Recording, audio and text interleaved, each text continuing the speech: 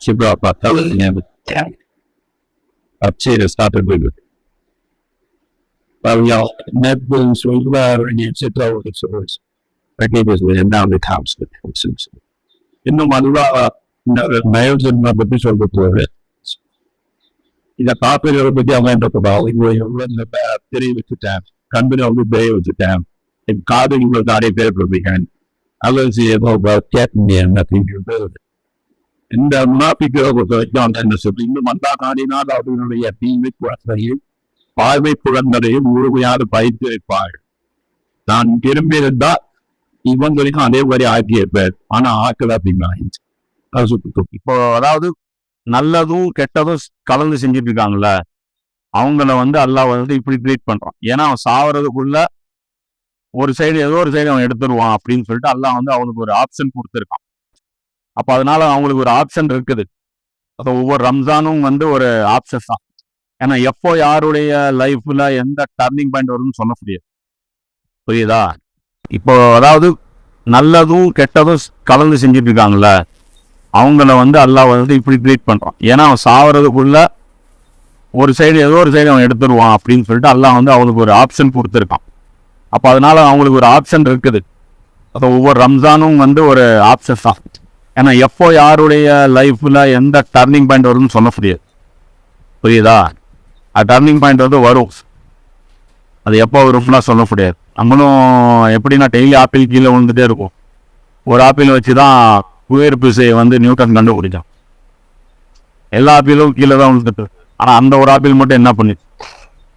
அப்போ அவனுக்கு அந்த இடத்துல ஸ்பார்க் ஆச்சு. அது மாதிரி நமக்கும் நம்ம வாழ்க்கையில் ஏதோ ஒரு இடத்துல ஸ்பார்க் ஆகும். அது நம்மளுடைய டர்னிங் பாயிண்டாக இருக்கும். அது ஏதோ ஒரு மவுத்தாக இருக்கலாம், அல்லது ஏதோ ஒரு சிந்திக்கக்கூடிய ஒரு டர்னிங் பாயிண்ட் வரும். அது எப்போ வரும்னா சொல்ல முடியாது. ஒவ்வொருத்தருக்கும் ஒவ்வொரு இடத்துல ட்ரிங்கர் ஆகும். அப்போ அதை பிடிச்சிட்டு அப்படியே கிளிக் ஆகிட்டு. அது ரொம்ப எனக்கு வந்துச்சு இல்லை, 6 வருஷம் ரசூல்லாவை வெறுத்துட்டு இருந்தவங்க அவங்க தங்கச்சி வந்துட்டு குரான் ஓதி அதை கேட்ட உடனே அவங்களுக்கு டர்னிங் பாயிண்ட் ஆச்சு இல்லை. அது மாதிரி ஒவ்வொருத்தருக்கும் டர்னிங் பாயிண்ட் இருக்கும். அப்போ அல்லாதே உமர்லேயே சீல் வச்சிருந்தானா வேலைக்காயிருக்கு. அப்போ அந்த நன்மை தீமை கலந்து செஞ்சிருக்கும் நல்ல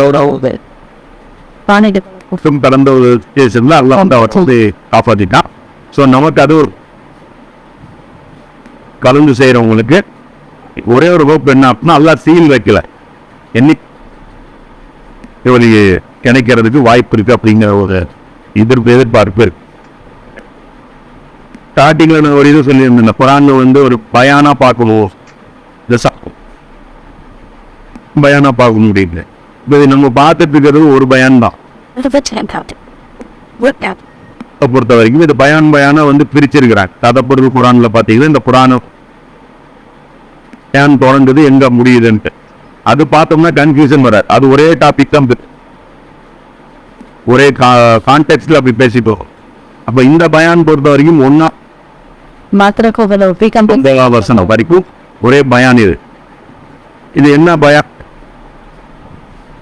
இப்ப வரைக்கும் வந்து அசல் எது செய்யணும் எது செய்யக்கூடாது இதெல்லாம் ஸ்டார்டிங் மட்டும் இது என்ன குரான் பத்தி எல்லாம் சொல்றோம். இது குரான் அப்படிங்கிறான். அதுக்கப்புறம் என்ன சொல்றான்? மூமி ஈமானுடைய டெபினேஷன் என்ன, ஈமானுடைய அப்படிங்கறத பேசுறான். அதுக்கப்புறம் வந்து காப்பீர்கள் எப்படி இருப்பாங்கன்னு பேசுறான். அப்புறம் இது வந்து தொடங்குது குரானுடைய முன்னூறு. இப்ப அந்த லிஸ்ட் எல்லாம் முடிஞ்சதுக்கு அப்புறம் இப்ப எல்லாம் வந்து சப்ஜெக்டிவ் வரும். சொல்றான், மனிதர்களே உங்களையும் உங்கள் இறைவனுக்கே அடிபணியுங்கள், அவ்வாறு செய்வதனால் மட்டுமே நீ முடியும்.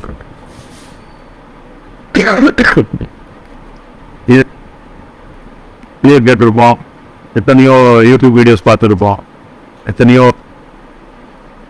ஸ்டாலின் பேசுவாரு, எதிர்வர்ட் பேசுவாரு.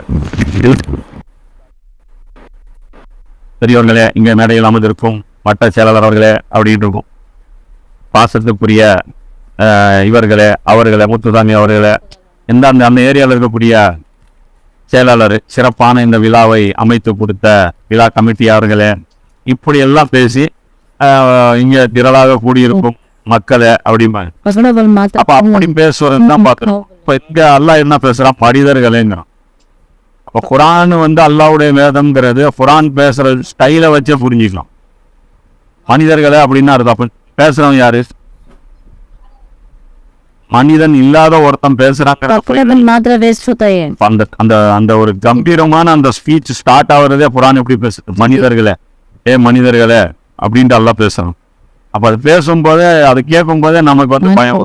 அந்த அரசியல் அந்த குரானுடைய அந்த இதெல்லாம் எடுத்து இன்னும் நீங்க தனிமையில உட்காந்து அதை உட்காந்து படிக்கும் போது, அது ஒரு நைட் நேரத்துல அல்லது பகல் நேரத்துல காலையில சுபு தொழுதுட்டு ஃப்ரெஷ் மைண்டடா அப்படி ஓரமா உட்காந்து படிக்கும் போது மனிதர்களே அப்படின்னா மனிதர்கள் எங்களை கூப்பிட்டு அவன் பேசுவோம். இது நம்ம காதுல இது வரைக்கும் விழுந்திருக்கவே விழுங்க. இது அப்ப நீ யாரு அப்படின்னு பேசுவாங்க. அப்போ இது பேசுறதுக்கும் ஒருத்தனுக்கு மட்டும்தான் தகுதி இருக்குது, அது அல்லாஹ்வுக்கு மட்டும்தான். மனிதர்களே அப்படின்னு சொல்லிட்டு அல்லாஹ் கூப்பிடுறான். அதே மாதிரி இந்த பயான இந்த குரானுடைய ஸ்டார்ட் முன்னுரைன்னு சொன்னேன்ல, இப்ப பக்ராவுடைய இந்த 19-20 வசனம் என்ன முன்னுரை தான். எப்பயுமே வந்து பாத்தீங்கன்னா ஒரு கட்சிக்கு வந்து இப்ப இஸ்லாம் பொறுத்த வரைக்கும் என்ன, ஒரு மதத்துல எப்படியாவது மக்களை சேர்த்துடணும், அவங்களை எப்படியாவது சொர்க்கம் தரேன், எப்படியாவது நீங்க வந்துருங்க, உங்களுக்கு வந்து நான் ஜாங்கிரி தரேன், உங்களுக்கு நான் வந்து லட்டு தரேன், எப்படியாவது இந்த கட்சியில சேர்ந்துருங்க, இப்படிதானே கேன்வாஸ் பண்ணுவோம் ஒவ்வொரு கட்சிக்கும். ரெக்கார்டிங் இப்போ இதில் இப்போ குரானில் வந்து இப்போ பேசும்போது ஒரு கட்சியில் வந்து புதுசாக ஒரு ஆளை சேர்த்தும் போது எல்லோரும் என்ன பேசுவாங்க? எல்லோரும் கட்சியை வந்து என்ன போடுவாங்க? கட்சிக்கு வந்தால் சேர்ந்தா நாங்கள் இதெல்லாம் கொடுக்குறோம், அதெல்லாம் கொடுக்குறோம். அதே சமயம் நீங்கள் தப்பு பண்ணிங்கன்னா நாங்கள் கண்டுக்க மாட்டோம், நாங்கள் அட்ஜஸ்ட் பண்ணிட்டு போயிடுவோம். எங்கள் கட்சியில் சேர்ந்தா இப்போ ரவுடிங்கெல்லாம் போய் ஒரு கட்சியில் சேர்றான். எதுக்கு சேர்றான்? அந்த கட்சியில் சேர்ந்துட்டா அரெஸ்ட் நடக்காது, போலீஸ்லாம் கொஞ்சம் அட்ஜஸ்ட் பண்ணிட்டு போயிடுவாங்க. இதெல்லாம் வந்து அவங்க கணக்கு வச்சு தான் அவங்க சேர்றாங்க. இது மாதிரி வந்து கட்சிக்காரங்க மனசு புண்படாமல் தலைமை நடந்துக்கும். எந்த கட்சியுமே அந்த கட்சியில் நீ ஒன்றும் இல்லை, நீ போயிட்டு ஒரு பர்டிகுலர் கட்சின்னு எடுத்துக்கோ, அந்த கட்சியுடைய தொண்டன் வந்து உனக்கு பக்கத்து வீட்டுக்காரன்னு வச்சுக்கோ, ஏதோ ஒரு தொந்தரவு பண்ணிட்டான்னு வச்சுக்கோ, அவனுக்கு எதிராக போய் நீ போலீஸில் போய் கம்ப்ளைண்ட் கொடு, நடவடிக்கை எடுப்பாங்களா? எடுக்க மாட்டாங்க. ஏன்னா அந்த கட்சிக்காரன் மேலே நடவடிக்கை எடுத்தால் நாளைக்கு அவன் எலெக்ஷனில் வேலை செய்கிறதுக்கு வரமாட்டான். அவனுக்கு எலெக்ஷனில் வேலை செய்கிறதுக்கு இவன் வேணும். நீ வந்து ஒரு ஓட்டு தான், அவன் 10 ஓட்டு உருவாக்கி கொடுக்குறான். அப்போ அதனால் அவன் தயவு இல்லாமல் பார்த்துக்க மாட்டாங்க.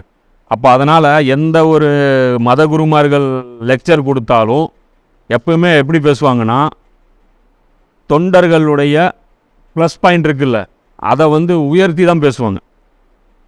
தொண்டர்களுடைய ப்ளஸ் பாயிண்ட்டை உயர்த்தி பேசுவாங்க. அதே மாதிரி கீழே உட்காந்துருக்கிற அந்த ஃபாலோவர்ஸ் எல்லாம் குஷிப்படுத்துவாங்க. நீங்கள்லாம் யார் தெரியுமா? கழகத்தின் தூண்கள். நீங்கள்லாம் யார் தெரியுமா? இந்த நாளைய சமுதாயத்தை புரட்டி போடுபவர்கள். இப்படி தான் வந்து ஜால்ரா வந்து அப்படி பேசுவாங்க. அதுலேயே அவன் குஷி ஆகிட்டு என்ன பண்ணுவான்? நாளை மீட்டிங் எக்ஸ்ட்ரா வேலை செய்வான்.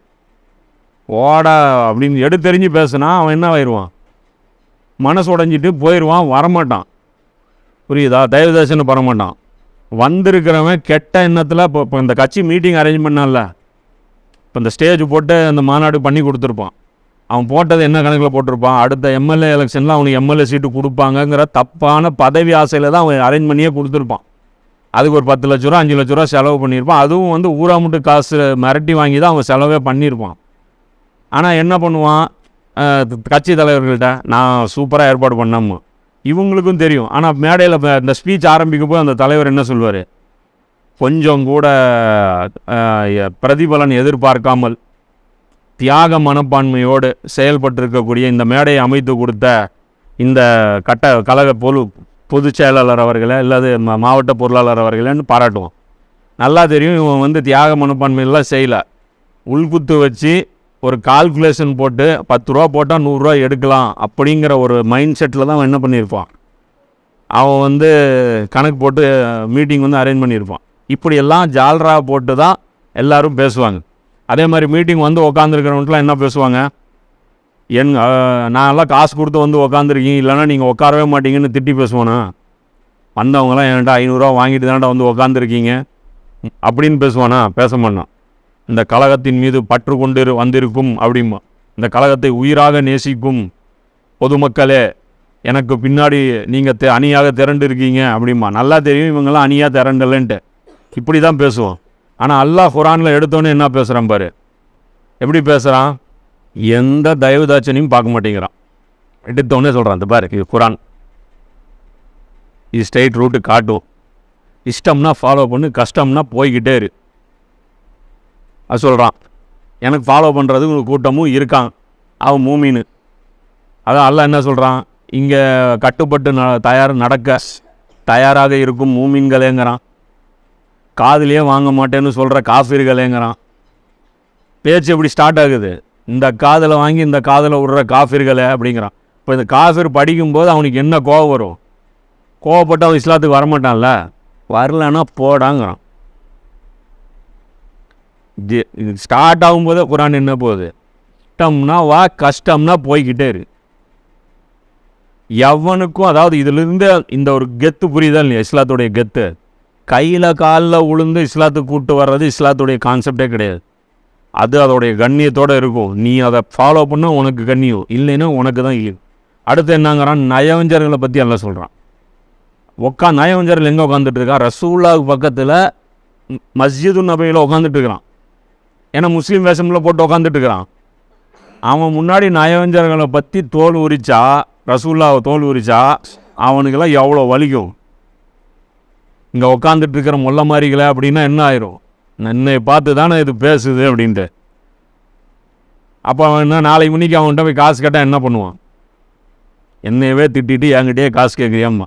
எதையுமே கேர் பண்ணாது குரான். இதனால் குரானுடைய இந்த ஸ்டைல்னால் ரசூலுல்லாஹ்வுக்கு இயல்பாக பார்க்க போனால் ஒரு நார்மல் கட்சிக்கு கிடைக்க வேண்டிய அந்த அமோகமான வரவேற்பு கிடைக்கல. ரசூலுல்லாஹ் சில அட்ஜஸ்ட்மெண்ட் பண்ணுறதுக்கெல்லாம் ஆசைப்பட்டாங்க. அது குரானில் பின்னாடி அது எல்லாம் ஒவ்வொரு இடம் வரும்போது அது எல்லாம் காட்டுவான். ரசூலுல்லாஹ் ஆசைப்பட்டாங்க, கொஞ்சம் இறங்கி போனால் அவங்கெல்லாம் வந்துடுவாங்களே. அல்லாஹ் சொன்னாங்க, இந்த இறங்கி போய் ஆள் சேர்த்துறது வேணும், உனக்கு வேணால் அழகாக இருக்கலாம், இது ஏன் கட்சி, நான் தான் முடிவு பண்ணுவது. இறங்கி போய் முஹம்மது ஸல்லல்லாஹு அலைஹி வஸல்லம் அவங்களுடைய கட்சியாக இருந்தால் நீ இறங்கி போய்க்கோங்க, நீங்கள் தகுந்த மாதிரி ஆளை பார்த்து நீங்கள் நடந்துக்குங்க. எனக்கு நீ எல்லாருமே மண் உருண்டை தான், ஒரே மண்ணில் பிடிச்ச உருண்டை தானே நீயே, உனக்கெல்லாம் திமிர் இருக்கணுமா? அப்போது குரானை நம்ம ஃபாலோ பண்ணணும். குரானை படிக்கும்போதே நம்ம திமிரை எடுத்து ஓரமாக வச்சுட்டு எடுக்கும்போதே நம்ம திமிரை நொறுக்கி தள்ளிட்டு தான் குரானே நமக்கு கிளாஸ் எடுக்கும். ஸ்டார்டிங்கில் நம்மளை வந்து டரியல் ஆக்கிட்டு தான் அதுக்கப்புறம் என்ன பண்ணும், குரான் மிரட்டி உருட்டி தான் அதுக்கப்புறம் அவனை வந்து ஒரு வழி பண்ணி பாசமும் காட்டும். சில இடங்களில் பாசமும் காட்டும், தட்டியும் கொடுக்கும், தடவியும் கொடுக்கும், அட்வைஸும் பண்ணும், அன்பாகவும் பேசும், மிரட்ட வேண்டிய இடத்துல மிரட்டும் பேசும். ஆனால் குரான் ஃபுல்லாகவே பார்த்தீங்கன்னா ஒரு டோன் இருக்கும், அது என்னென்னா கம்பீரம், கெத்தாக இருக்கும். அல்லாஹ் பேசுகிற அந்த இடத்துலேருந்து அல்லாஹ் அப்படி பேசிகிட்டு இருப்போம். இப்போ இங்கே சப்ஜெக்ட் வந்து அல்லாஹ் ஸ்டார்ட் பண்ணுறான். இப்போ தான் மனிதர்களுக்கு தேவையான மெசேஜ் வந்து அல்லாஹ் கொடுக்குறான். எல்லாம் சொல்கிறான், மனிதர்களே, உங்களையும் உங்களுக்கு முன்னிருந்தோரையும் படைத்த உங்கள் இறைவனுக்கே அடிபணிங்க. அல்லாஹ் சொல்கிறான், டேய் உங்களையும் உங்களுக்கு முன்னாடி இருந்தவங்களையும் படைத்த இறைவனுக்கு அடிபணிங்க.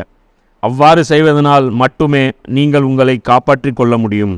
இப்போ இங்கே காஃபிர்கள், மக்கா காஃபிர்கள் என்ன நினச்சிட்டு இருந்தாங்கன்னா, இந்த முன்னோர்கள் இருக்காங்களே, இந்த அபூஜஹில் இவங்களுடைய அந்த முன்னோர்கள்லாம் அவங்களே தெய்வீக சக்தி கொண்டவர்கள் அப்படிங்கிற அந்த நினப்பில் அவங்க இருக்காங்க. அவங்களுக்கே சிலைகள்லாம் வச்சிட்ருக்காங்க. இந்த முன்னோர்களை வணங்கிக்கிட்டு அந்த கூட்டத்தை பார்த்து அல்லாஹ் சொல்கிறான், உங்களையும் நான் தாண்டா செஞ்சேன், உங்கள் முன்னோர்களையும் நான் தான் செஞ்சேங்கிற. அப்போ எடுத்த உடனே அவங்க முன்னோர்களை வந்து மட்டம் தட்டான். அந்த முன்னோர்கள் ஒரு ஆளுகே கிடையாது, அவங்களும் என்னுடைய ப்ராடக்ட்டு தான், one of the my product, அவ்வளோதான் அப்படின்னு சொல்லிட்டு அல்லாஹ் அது சொல்கிறான். அவனே உங்களுக்காக பூமியை விரிப்பாகவும் வானத்தை முகடாகவும் ஆக்கினான். அவனே மேலிருந்து மலையை பொழிய செய்து அதை கொண்டு உங்கள் உணவுக்காக விளை பொருள்கள் அனைத்தையும் வெளிப்படுத்துகிறான். எனவே இவற்றையெல்லாம் நீங்கள் அறிந்திருந்தும் அல்லாவிற்கு இணைகளை ஏற்படுத்தாதீர்கள். இப்போ இந்த இடத்துல அல்லாஹ் சொல்கிறான், உங்கள் முன்னோர்களுக்கும் உண்மையான இறைவன் அளவுக்கும் என்ன வித்தியாசம்னு அல்லாஹ் சொல்கிறான். நான் பூமியை படைத்தேன், அதை விரிப்பாக்கினேன், வானத்தை படைத்தேன், அதை முகடாக்கினேன், வானத்திலிருந்து உங்களுக்கு மழையே கொடுத்தேன், இதை வேற எவனாவது செய்ய முடியும்னா செஞ்சு காட்டுங்க. அப்போ அல்லாவுடைய கிளைம் என்ன, வானத்தை பிடிச்சி இன்னி வரைக்கும் எந்த போலி கடவுளும் எந்த சாமியாரும் பூமியை நான் தான் படைச்சேன்னு சொன்னால் உளுந்து சிரிச்சிருவாங்க. அவன் ஃபாலோயரே உளுந்து சிரிப்பான், எவனும் நம்ப மாட்டான். ஏன்னா பூமிங்கிறது பல ஆயிரம் வருடங்களாக பல லட்சம் வருடங்களாக இந்த பூமி இருக்குது. இப்போ இன்றைக்கி வந்து 2000 வருஷத்துக்கு முன்னாடி அல்லது 100 வருஷத்துக்கு முன்னாடி ஒருத்தன் பிறந்துட்டு இந்த பூமியை நான் தான் படைத்தேன் அப்படின்னா என்ன அது எவ்வளோ பெரிய அபத்தமாக இருக்கும். இப்போ அதனால் பூமியை படைத்ததை பொறுத்த வரைக்கும் இன்னி வரைக்கும் உலகம் பூரா என்ன சொல்கிறாங்க, ஒரு சக்தி. இவங்க இந்துக்கள் என்ன வச்சுருக்காங்க, குட்டி குட்டி கடவுள்கள் வச்சுருக்காங்க, கிருஷ்ணர் ராமர் இது எல்லாமே வச்சுருப்பாங்க. இவங்க எல்லாம் வந்து தேவர்கள், புரியுதா. எல்லாத்துக்கும் மேலே ஒரு கடவுள் வச்சுருக்காங்க, மகாதேவ். தேவுக்கும் மேலே மகாதேவ். அவங்க யார், மகாதேவ் யாருன்னா அது ஹோல் கிரியேட்டர், வானம் பூமி எல்லாத்தையும் படைச்சோ. சூரியன் சந்திரன், சூரியன் ஒரு கடவுளும்பாங்க, சூரிய கடவுளும்பாங்க, சூரிய நமஸ்காரம் பண்ணுவாங்க. ஆனால் சூரியனை படைச்ச ஒரு ஆளும் இருக்கிறம்பாங்க, அது யாருன்னு கேட்டால் மகாதேவும்பாங்க. அப்போ அதே மாதிரி இவர்களும் என்ன பண்ணி வச்சுருந்தாங்க, காஃபிர்களும் சின்ன சின்ன கடவுள்கள் வச்சுருந்தாங்க, பெரிய கடவுள் ஒன்று வச்சுருந்தாங்க. அந்த பெரிய கடவுள் யாருன்னா வானம் பூமியை படைச்ச இந்த கடவுள் ஒரு பெரிய கடவுள். இது வந்து எல்லாத்துக்கும் மேலே அல்டிமேட் கடவுள் அப்படிங்கிற அந்த மைண்ட் செட் இருக்குது. அப்போ அல்லாஹ் என்ன சொல்கிறான், இந்த குர்ஆனுங்கிறது அந்த அல்டிமேட் கடவுளாகிய நான் பேசுகிறேன். நீங்கள் உங்கள் குட்டி கடவுள்கள் சார்பாக நீங்கள் வாதாடுறீங்க. இது நான் டைரெக்டாக இப்போது வந்திருக்கிறேன் பூமிக்கு, என்னுடைய ஆளை வந்து நான் இறக்கி விட்டுருக்கிறேன், என்னுடைய மெசேஜ் நான் வந்து கொடுத்துருக்குறேன், ஒழுங்காக இதை ஃபாலோ பண்ணுங்க அப்படின்னு அல்லாஹ் சொல்கிறான். இங்கே முன்னாடி கூட என்ன சொல்கிறான், இது ஒன்றே ஒன்று தான் உங்களுக்கு வழி தப்பிக்கிறதுக்கு, என்கிட்டருந்து தப்பிக்கிறதுக்கு என்ன வழி, ஒழுங்காக எனக்கு கட்டுப்பட்டு நடங்க. இந்த பார், வானம் எனக்கு கட்டுப்பட்டு நடக்குது, வானம் சூரியன் அல்லாஹ்வுக்கு கட்டுப்பட்டு நடக்குது. டெய்லி அவனுடைய கட்டுப்பாட்டு படி ஒரே இடத்துல உதிக்குது, ஒரே இடத்துல மறையுது, ஒரு கரெக்டாக அதோடைய சர்க்கிளில் அது சுற்றுது. எல்லாமே அதன்படி நடக்கும்போது மனிதனும் அதற்கு கட்டுப்பட்டு நடங்க அப்படின்னு சொல்லி அல்லாஹ் சொல்கிறான். இன்னொரு முக்கியமான விஷயம் என்ன அப்படின்னா, கட்டுப்படுறதுன்னா அல்லாஹ் கட்டுப்படுறதுன்னா என்ன. அப்போ அந்த கட்டுப்படுதல்னு நம்ம பொதுவாக எடுத்துக்கிட்டாலும் கட்டுப்படுதலில் பல வெரைட்டி இருக்குது. இபாதத் ரீதியாக கட்டுப்படுறது, வணக்க வழிபாடு ரீதியாக கட்டுப்படுறது. நான் எத்தனை ரக்காத்து, நான் தொழுவுறதா, பூஜை செய்கிறதா, ஜெபம் பண்ணுறதா, இந்த கடவுளுக்கு நான் என்ன பண்ணணும், தொழுவணுமா, மணி அடிக்கணுமா, தேங்காய் உடைக்கணுமா, என்ன பண்ணணும். அப்போ தொழுவணும், இதெல்லாம் டிக் பண்ணுறான், தொழுவு அப்படிங்கிறான். நோன்பு வைக்கிறதா, இல்லை பால் மட்டும் சாப்பிட்டுட்டு அந்த விரதம் இருக்கிறதா, இல்லை செருப்பு போட்டுட்டு சபரிமலைக்கு மாலை போடுறதா, நோன்பு வையே அப்படிங்கிறான். அப்போ ஒவ்வொரு இபாதத்து விஷயத்தில் இதை டிக் பண்ணிடுறானா, இதோடு அல்லாஹ் விட்டுட்டானா. சரி, இது இபாதத்து விஷயத்தில் நம்ம அல்லாவுக்கு என்னாச்சு, கட்டுப்பட்டுட்டோம். வணக்க வழிபாடு என்ன பண்ணியாச்சு, அல்லாவுக்கு கட்டுப்பட்டாச்சு. சரி, அல்லாவுக்கு கட்டுப்பட்டீங்க அப்படின்னு சொல்லி விட்டுறானா, இல்லை, இன்னும் லிஸ்ட்டு இருக்குது, லிஸ்ட்டு இன்னும் முடியல. அடுத்த லிஸ்ட்டு என்ன, நீ எப்படி சம்பாதிக்கணும், எப்படி செலவு பண்ணணும்னு அல்லாஹ் சொல்கிறான். அதே மாதிரி அடுத்தது என்ன சொல்கிறான், பெற்றோர்கிட்ட எப்படி நடந்துக்கணும்னு அல்லாஹ் சொல்கிறான். மனைவிகிட்ட எப்படி நடந்துக்கணும்னு கணவனுக்கு சொல்கிறான், கணவன்கிட்ட எப்படி நடந்துக்கணுன்ட்டு மனைவிகிட்ட சொல்கிறான். பெற்றோர்கிட்ட எப்படி நடந்துக்கணும்னு குழந்தைகிட்ட சொல்கிறான், குழந்தைகிட்ட எப்படி நடந்துக்கணும்னு பெற்றோர்கிட்ட சொல்கிறான். வியாபாரத்தில் எப்படி நடந்துக்கணும், வாங்குறவன் எப்படி நடந்துக்கணும்னு அந்த பர்ச்சேஸ் பண்ணுறவன்கிட்ட சொல்கிறான். எப்படி விற்கணுன்ட்டு வியாபாரிகிட்ட சொல்கிறான். அரசாங்கம் எப்படி நடந்துக்கணும்னு அரசாங்கத்திட்ட சொல்கிறான். அரசாங்கத்திட்ட நீங்கள் எப்படி நடந்துக்கணுன்ட்டு பப்ளிக்கிட்ட சொல்கிறான். அப்போ அப்போ நம்ம எந்த இடத்துல இருக்கோமோ அந்தந்த இடத்துல அல்லாஹ்வுடைய கட்டளைப்படி நடக்கணும். நம்ம பப்ளிக்காக இருந்தால் அல்லாஹ்வுக்கு கட்டுப்பட்டு கவர்மெண்ட்டுக்கு எப்படி என்ன செய்யணுமோ அதை செய்யணும். நம்ம கவர்மெண்ட்டாக இருந்தால் பப்ளிக்கு நன்மை செய்யணும். நம்ம அப்பாவாக இருந்தால் பையனுக்கு நன்மை செய்யணும், பையனாக இருந்தால் அப்பாவுக்கு நம்ம நன்மை செய்யணும், கணவனாக இருந்தால் மனைவிக்கு நன்மை செய்யணும், மனைவியாக இருந்தால் கணவுக்கு நன்மை செய்யணும். புரியுதா? அப்போ இது ஃபுல் பேக்கேஜ் குர்ஆன், இது எல்லாத்தையுமே வழிகாட்டுது. அப்போ குர்ஆனுடைய ஃபுல் ஹிதாயத்தை ஃபாலோ பண்ணுறவனுக்கு தான் சொர்க்கம். இப்போ இன்றைக்கி முஸ்லீம் சமுதாயம் என்ன பண்ணிகிட்ருக்கு, ரமலான் மாதத்தில் அல்லாஹ் கொடுத்த ப்ரோக்ராமை ஃபாலோ பண்ணிகிட்ருக்கு. ஆனால் வாழ்க்கையில் ரமலான்லேயும் பள்ளிவாசலுக்கு வெளியே அல்லாஹ்வுடைய தீனை ஃபாலோ பண்ணுதா? அந்த பில்டிங்குள்ளே பூந்துச்சுன்னா முஸ்லீமாக மாறிடுது. தொப்பி கழட்டி வெளியே வைக்கும்போது ஈமானும் சேர்ந்து கழட்டி வச்சுட்டு தான் அது வெளியே வருது. புரியுதா? 6 மணிக்கு ஈமான் வந்து சார்ஜ் எடுத்துக்குது, சுபோய் சஹர் செஞ்சுட்டு ஈமான் மூமின்ல இன்சார்ஜ் எடுத்துக்குது. அதுவும் வந்துட்டு எப்படி, கடைக்கு போனால் மூமின் கிடையாது, கடையில் வந்து அல்லாஹ் சொல்கிறபடி நடக்கிறது கிடையாது. இப்படி வந்து மாறி இன்றைக்கி முஸ்லீம்கள் என்ன பண்ணிகிட்ருக்காங்க, ஒரு பார்ஷியலாக தான் ஃபாலோ பண்ணிகிட்ருக்காங்க. இது கொஞ்சம் ஆழமாக பதிவு வச்சுக்கணும். ஏன்னா குர்ஆன் வந்து நிறைய ஆர்டர்ஸ் அங்கங்கே பேசுவோம். அதெல்லாம் எடுத்துகிட்டு நம்ம என்ன நினச்சிக்குவோம், இதெல்லாம் நமக்கு இல்லைன்னு நினச்சி கடந்து போய்கிட்டே இருப்போம். புரியுதா? அதுதான் இடி மின்னல். நான் சொன்னேன்ல, மழை எது இபாதத் சார்ந்த விஷயங்கள் சொல்லும்போது இனிக்கும். பரவாயில்ல, ஒரு ஒரு ரக்காத் தொழுதா இவ்வளோ நன்மையாமே, இவ்வளோ செஞ்சால் இவ்வளோ நன்மையாமன்னு இருக்கும். ஆனால் இந்த கட்டளைகளை விட்டால் நரகம் இருக்குது, அதான் அல்ல சொல்லலாம். இந்த கட்டளைகளை விட்டால் அதுக்கு பேர் என்ன? ஷிர்க்கு. ஏன்? அல்லாவுடைய ஆர்டரை நீ ஃபாலோ பண்ணல. அப்போது நீ அல்லாவுடைய ஆர்டரை ஃபாலோ பண்ணலைன்னா அந்த இடத்துல ஆட்டோமேட்டிக்காக நீ இன்னொரு விஷயம் பண்ணியிருப்ப. என்ன? வேறு யாருடைய ஆர்டரையாவது அந்த இடத்துல நீ ஃபாலோ பண்ணியிருப்ப. அது ஒன்று உன்னுடைய மனசாட்சி சொன்னபடியாக நடந்திருப்ப, அல்லது வேறு யாராவது உனக்கு உத்தரவு போட்டிருப்பாங்க, அவங்களுடைய உத்தரவை எடுத்து நீ ஃபாலோ பண்ணியிருப்ப. ஒன்று அல்லாவுடைய ஆர்டரை ஃபாலோ பண்ணியிருப்ப. உதாரணத்துக்கு எடுத்துக்கோ, பெற்றோரை வந்து இப்படி நடந்துக்கணும்னு சொல்லிட்டு அல்லா சொல்கிறான். அந்த மாதிரி நீ நடந்துக்கல அப்படின்னா அந்த இடத்துல நீ என்ன மாதிரி நடந்திருப்ப? உன் இஷ்டப்படி நடந்திருப்ப. அப்போ அல்லாவுடைய இடத்துல இப்போ நீ எதை கொண்டு போய் வச்சுட்ட? உன்னுடைய இஷ்டத்தை கொண்டு போய் வச்சுட்ட. அப்போ அல்லாவுக்கு நீ ஷிர்க்கு வச்சுட்ட. ஷிர்க்கு வச்ச அந்த அமல்கள் அழிக்கப்பட்டுரும். புரியுதா? நீ தொழுதைனா அதுக்கு கூலி கிடையாது, நீ நோன்பு வச்சேன்னா அதுக்கு கூலி கிடையாது, நீ ஜக்காத்து கொடுத்தினா அதுக்கு கூலி கிடையாது, நீ உம்ரா செஞ்சினா அதுக்கு கூலி கிடையாது, நீ ஹஜ்ஜு செஞ்சினா அதுக்கு கூலி கிடையாது. அதுதான் அல்லாஹ் முன்னாடி சொன்னால், முழுமையாக அல்லாவுக்கு மட்டும்தான் கட்டுப்படணும், இணை வைக்கக்கூடாது, எந்த விதத்திலும் இணை வைக்கக்கூடாதுன்னு சொல்லிட்டு அல்லாஹ் சொல்கிறான். இப்போ இது ஒரு அடிப்படையான விஷயம். இப்போ இது அல்லாஹ் அப்போ இங்கே என்ன சொல்கிறான்? நான் தான் வானத்தை படைத்தேன், நான் தான் பூமியை படைத்தேன், நான் தான் மழையை கொடுத்துருக்கேன். அதனால் அறிந்திருந்தும் அல்லாவிற்கு இணைகளை ஏற்படுத்தாதீர்கள். நம்ம முஸ்லீம் சமுதாயம் என்ன விளங்கி வச்சுருக்கோம்? சிலை வச்சா மட்டும்தான் அல்லாவுக்கு இணை வைக்கிறதான்னு நினைச்சிட்டு இருக்கோம். சிலை வைக்கிற ஷிர்க்கை மட்டும் இஸ்லாம் குரான் பேசலை, நிறைய ஷிர்க்குகள் பேசுது. நம்ம குரான் படிக்காததுனால அந்த ஷிர்க்குகள்லாம் நமக்கு தெரியறதில்ல. இப்போ நம்ம குரானை பார்க்கும்போது ஒவ்வொரு இடத்துலையும் அந்தந்த ஷிர்க்கை பற்றி அல்லாஹ் பேசிகிட்டே வருவோம். அடுத்த வசனம் அல்லாஹ் சொல்கிறான் 23 நாம் நம் அடியார் மீது இறக்கியுள்ள வேதத்தை பற்றி சந்தேகத்தில் நீங்கள் இருப்பீர்களானால் இதை போன்ற ஒரே ஒரு அத்தியாயத்தை எனும் உருவாக்கி கொண்டு வாருங்கள். இதற்காக அல்லாவை தவிர உங்களுக்கு துணை புரிபவர்கள் அனைவரையும் அழைத்து கொள்ளுங்கள். நீங்கள் உண்மையாளர்களாக இருப்பின் இதனை செய்து காட்டுங்கள். இப்போ இதில் அல்லாஹ் என்ன சொல்கிறான்? இந்த குரானு முஹம்மது அவரா சொல்கிறாரா, அல்லது அல்லாஹ்வுடைய புறத்திலிருந்து வந்ததை வச்சு இவர் சொல்கிறாரா அப்படிங்கிறது உங்களுக்கு சந்தேகமாக இருந்துச்சுன்னா, யாரை பார்த்து சொல்கிறான்? அரபுகளை பார்த்து சொல்கிறான்.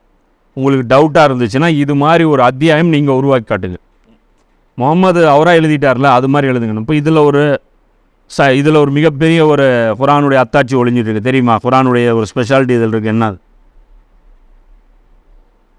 குரானுடைய அரபி இருக்குல்ல, அது ஒரு ரொம்பவும் பிரமிக்கத்தக்க ஒரு கிராமர்லாம் இன்னும் படிச்சிருக்கீங்களா? கிராமர்னால் தெரியுமில்ல. திருக்குறள் இருக்குல்ல, திருக்குறள் தமிழ் தானே, யாருக்காவது புரியுதா? புரியல. ஆனால் அதை ரொம்ப எல்லாரும் பாராட்டுறாங்களா? ஆஹா ஓங்கிறாங்களா? என்ன கருத்துப்பா, 2 லைனில் இவ்வளோ பெரிய விஷயம் சொல்லிட்டாங்க அப்படிங்கிறாங்களா? அது மாதிரி திருக்குறள் மாதிரி இது 6000 சில்லற வசனங்களும் திருக்குறள்.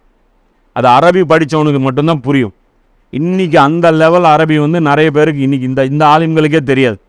சுன்னத் ஜமாத்தில் இருக்கிறாங்க, இங்கே இந்தியாவில் பாகிஸ்தான்லலாம் இருக்காங்க இல்லையா, அவங்களுக்கே இந்த குரான் பேசக்கூடிய அந்த ஸ்கில் இருக்குல்ல, அது என்ன விதத்தில் இது ரொம்ப அற்புதம் அப்படிங்கிறது. ரசூல்லா என்ன சொல்கிறாங்க? ஒவ்வொரு இறை தூதருக்கும் அற்புதம் கொடுக்கப்பட்டுச்சு, எனக்கு வழங்கப்பட்ட அற்புதம் குரானுங்கிறாங்க. அப்போ குரானுடைய அற்புதம் என்னென்னா இந்த அரபி அற்புதம். இது மனிதனால் எழுதவே முடியாது. இது வரைக்கும் இது மாதிரி இந்த குரானை பீட் பண்ணுற அப்படின்னு சொல்லிட்டு முயற்சிகளும் நடந்திருக்கு, ஆனால் இது வரைக்கும் ஒர்க் அவுட் ஆனதே இல்லை. அப்போ சூறா ஒரு சூறாவாவது உருவாக்குங்க, மொத்த குரான் இல்லைன்னு சொல்லுது. ஒரே ஒரு சூறா, சின்ன சூறா என்ன இருக்குது? இன்ன ஆத்தேனா கல்கோசர் ஃபசலிலி ரப்பிகா வன்ஹார் இன்ன ஷானியாக்கா ஓலபுத்தர், சின்ன சூறா. அது மாதிரி ஒரு சூறா கூட இது வரைக்கும் எவனாலையும் எழுத முடியல. இத்தனைக்கு அரபுகள் பெரிய கவிஞர்கள் இருந்தாங்க. மக்காவில் என்ன இருந்தாங்க? பெரிய பெரிய கவிஞர்கள் இருந்தாங்க. ஆனால் அவங்களால எழுத முடியல. அது அல்லாஹ் இதில் என்ன சொல்கிறான்? வேறு யாரையாவது கூப்பிட்டுக்குங்க ஹெல்ப்புக்கு, வேறு யாரையாவது, என்ன தவிர நீங்கள் எல்லாரையுமே கூப்பிட்டுக்குங்க, ஜின்கள் எல்லாரையுமே கூப்பிட்டுக்குங்க அப்படிங்கிறான். இப்போ அந்த இடத்துல அவங்களுக்கு என்ன அந்த இடத்துல மக்கால ஒரு புரிதல் இருந்துச்சு, ஒரு நம்பிக்கை இருந்துச்சு. என்னன்னா, அந்த கவிஞர்கள் இருக்காங்களே, அவங்க கவிதை எழுதுறதே ஜின்களுடைய உதவி கொண்டு தான் எழுதுகிறாங்க. ஒரு கவிஞர் இருந்தார்னா அவருக்கு ஹெல்ப்பாக ஒரு ஜின்னும் இருப்பார் அப்படின்னு ஒரு நம்பிக்கை அவங்களுக்கு இருந்துச்சு. அதை வச்சு அவங்க என்ன பண்ணுவாங்க, அதை வச்சு ஒரு ஒரு கதை மாதிரி அவங்க பண்ணி வச்சுருந்தாங்க. ரசூல்லா என்ன சொல்லிட்டு இருந்தாங்கன்னா, ரசூல்லாவுக்கும் ஒரு ஜின்னு தான் வந்து இதெல்லாம் கற்றுக் கொடுக்குது அப்படின்னு நினச்சிருந்தாங்க. அப்போ அல்லாஹ் என்ன சொல்கிறான், சரி ரசூல்லாவுக்கு ஒரு ஜின்னு கற்றுக் கொடுத்தது இல்லை, நீங்களும் ஜின்னோட கனெக்ஷனில் தானே இருக்கிறாங்க உங்கள் கவிஞர்களும், போட்டிக்கு எழுத சொல்லு, எழுதி காம்படிஷன் கொண்டு வர சொல்லு, அதோட ரெண்டுமே மேட்ச் பண்ணி பார்த்துக்கலாம் அப்படின்னு சொல்லி குரானில் வந்து அல்லாஹ் இது நிறைய இடத்துல 10வது அத்தியாயத்தில் 38வது வசனத்துலேயும், 11வது அத்தியாயத்தில் 13வது வசனம், 17வது அத்தியாயத்தில் 88வது வசனம், 52வது அத்தியாயத்தில் 33, 34 இத்தனை இடங்களில் அல்லாஹ் மக்காவில் இருக்கும்போதே நிறைய சவால் விட்டுருக்கான். இந்த சூறா மதீனாவில் இறங்குது, மதீனாலையும் வந்து ஒரு வாட்டி சவால் விடுறான். மக்காலையும் அல்லாஹ் வந்து இதே சவால் விட்டான். மக்கா குறைஷிகள்னால இதை பீட் பண்ண முடியல. மதீனாவிலையும் வந்து மறுபடியும் இதை வந்து அல்லாஹ் ரிப்பீட் பண்ணுறான். நீங்கள் அப்படி செய்யாவிட்டால், அப்படி முடியல அப்படின்னு அல்லாஹ் சொல்கிறான், நிச்சயமாக உங்களால் ஒருபோதும் அவ்வாறு செய்ய முடியாது. மனிதர்களையும் கற்களையும் எரிபொருளாக கொண்டதும் சத்தியத்தை நிராகரிப்பவர்களுக்காக தயார் செய்யப்பட்டதுமான நரக நெருப்புக்கு அஞ்சுங்கள். இப்போ இந்த இடத்துலையும் வந்து குர்ஆனுடைய அந்த கம்பீரத்தை புரிஞ்சுக்கணும். மனுஷனால் செய்யவே முடியாதுன்னு ஒரு எவனாவது சேலஞ்ச் பண்ண முடியுமா? இப்போது முகம்மதுங்கிற ஒரு மனிதர் தான் இந்த குர்ஆன் கொண்டு வந்தார். இது மனித வார்த்தையாக இருந்தால், முகம்மது மனிதருங்கிற அந்த பொசிஷனில் இருந்து முகம்மது பேசுகிறவராக இருந்தால் இந்த சேலஞ்சு வந்து விட முடியுமா? ஏன்னா உலகத்தில் இருக்கிற எந்த சாதனையும் முறியடிக்கப்படும்.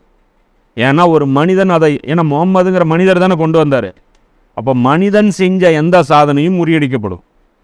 ஒருத்தன் 100 செஞ்சுரி அடித்தானா அவன் 101 செஞ்சுரி இன்னொருத்தன் அடிப்பான். ஒருத்தன் 100 கோல் போட்டானா இன்னொருத்தன் 101 கோல் ஒருத்தன் போடுவான். 10 வருஷம் கழித்து ஒருத்தன் போடுவான். ஒருத்தன் 100 மீட்டருக்கு 6 அடித்தானா 101 மீட்டருக்கு எவனா ஒருத்தன் 6 அடிப்பான்.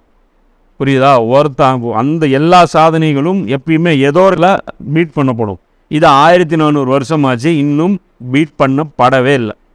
அப்போ இதை வந்து புரிஞ்சுக்கணும். நல்லா சொல்கிறேன், நீங்கள் அப்படி செய்யாவிட்டால் நிச்சயமாக உங்களால் ஒருபோதும் அவ்வாறு செய்ய முடியாது. மனிதர்களையும் கற்களையும் எரிபொருளாக கொண்டதும் நிராகரிப்பவர்களுக்காக தயார் செய்யப்பட்டதுமான நரக நெருப்புக்கு அஞ்சுங்கள். அல்லாஹ் என்ன சொல்கிறான், நரக நெருப்புக்கு அஞ்சுங்க. அதோடைய எரிபொருளாக என்ன இருக்கும்? மனிதர்களும் கற்களும். கற்கள்லாம் எந்த கற்கள்? அல்லாஹ் என்ன சொல்கிறான், எந்த கல்லை நம்பி நீங்கள் ரசூல்லாவை எதிர்க்கிறீங்களோ அந்த கல் உங்கள் கூட நரகத்திலே இருக்கும் அப்படிங்க. மக்கள் அந்த சிலைகள் வச்சுருந்தாங்களே, அந்த சிலைகள் உங்களுக்கு கூடவே இருக்கும். அது எதுக்குன்னா அது கேவலப்படுத்துறது.